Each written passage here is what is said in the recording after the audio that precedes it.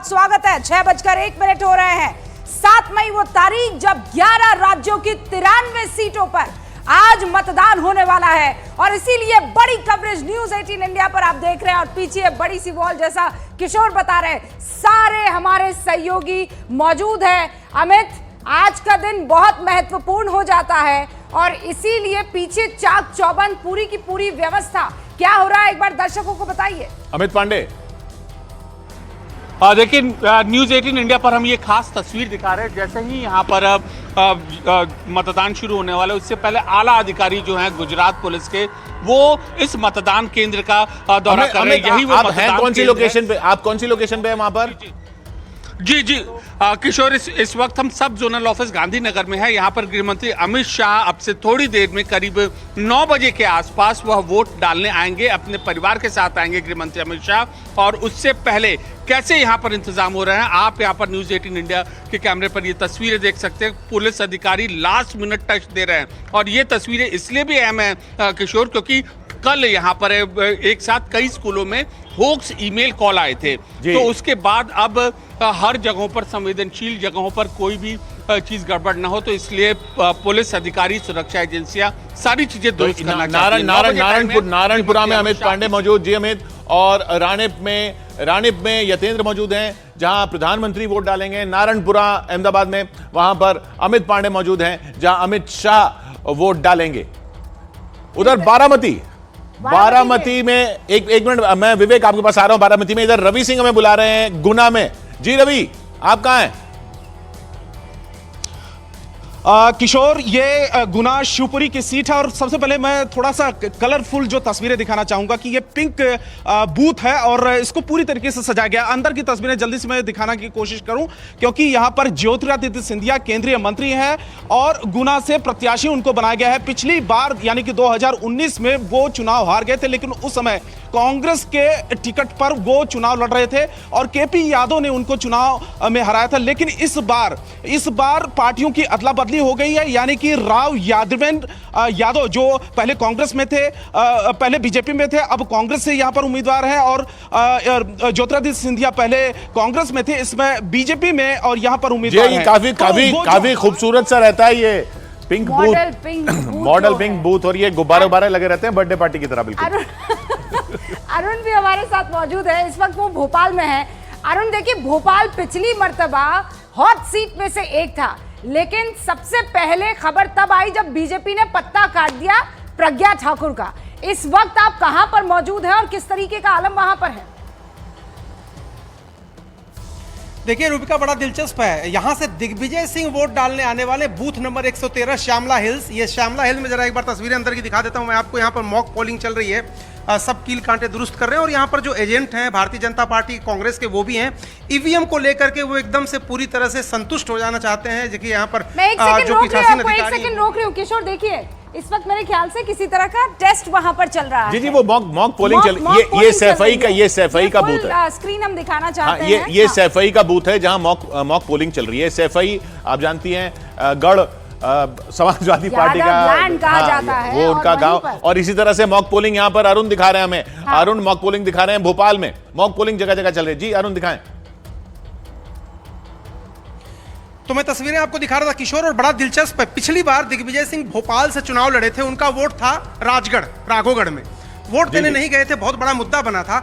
इस बार वो उनका वोट है भोपाल से, लेकिन वो लड़ रहे हैं वहां से, राजगढ़ से। तो वोट देने के लिए यहाँ सुबह सवेरे आने वाले, इसलिए मैं भोपाल में ही रुका हूँ और इसी बूथ पर 113 नंबर बूथ पर वो आने वाले हैं।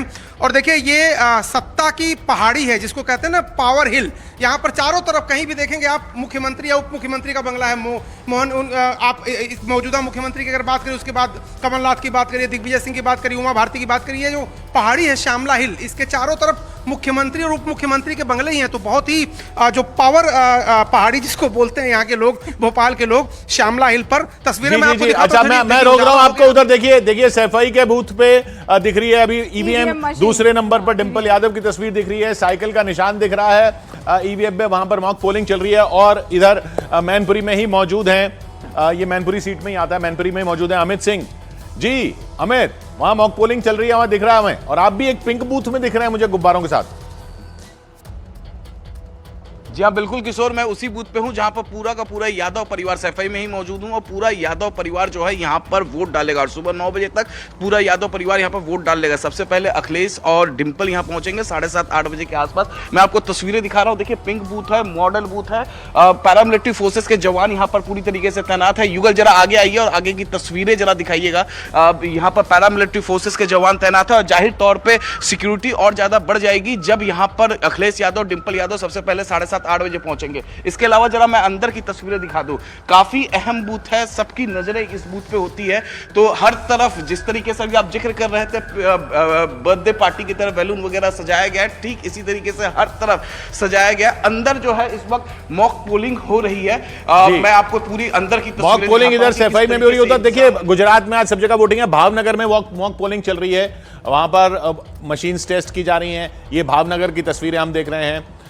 इधर ये देखिए बारामती से भी तस्वीरें आ रही हैं बूथ की, वहां पर भी सुबह हो रही है और बारामती में ही मौजूद हैं हमारे सहयोगी विवेक। जरा उनका रुख कर लेते हैं। जी हाँ। विवेक, आप कहां पर मौजूद हैं और वहां किस तरीके की तैयारियां, क्योंकि जब हम आपसे बात कर रहे हैं 1 घंटा बचता है पोलिंग में, उससे पहले सारे इंतजाम चुस्त दुरुस्त कर देना चाहते हैं अधिकारी। बिल्कुल सही करो रूबिका, आपने देखिए इस समय हम बारामती के काटेवाड़ी विधान परिषद के जो स्कूल है वहां पर मौजूद है। वहां पर इसी स्कूल में अजीत पवार और अपनी पत्नी सुनेत्रा पवार के साथ यहाँ पे मौजूद हैं और वो यहाँ पे वोटिंग करने आएंगे। ठीक सुबह 7 बजे यहाँ पर ये दोनों जो अजीत पवार पूरे परिवार के साथ वोटिंग करने आएंगे। ये एक मिनट यहाँ दिखाइएगा तुरही जो है अब नया सिंबल है शरद पवार गुट का, सुप्रिया सुले का, और घड़ी जो है वो सुनेत्रा पवार का हो गया है। जी दिख रहा है, जो दूसरे नंबर पर दिखाई दे रहा था। जी विवेक, देखिए ये सबसे इंटरेस्टिंग है, ये तस्वीर सबसे ज्यादा इंटरेस्टिंग है। सुनेत्रा पवार और सुप्रिया सुले ननद भाभी की लड़ाई है और पूरे महाराष्ट्र में नहीं बल्कि पूरे हिंदुस्तान में सबसे ज्यादा निगाहें बारामती लोकसभा सीट पर है, क्योंकि ये जो लड़ाई है वो घर के अंदर हो रही है। ननद भाभी की लड़ाई है, एनसीपी वर्सेस एनसीपी।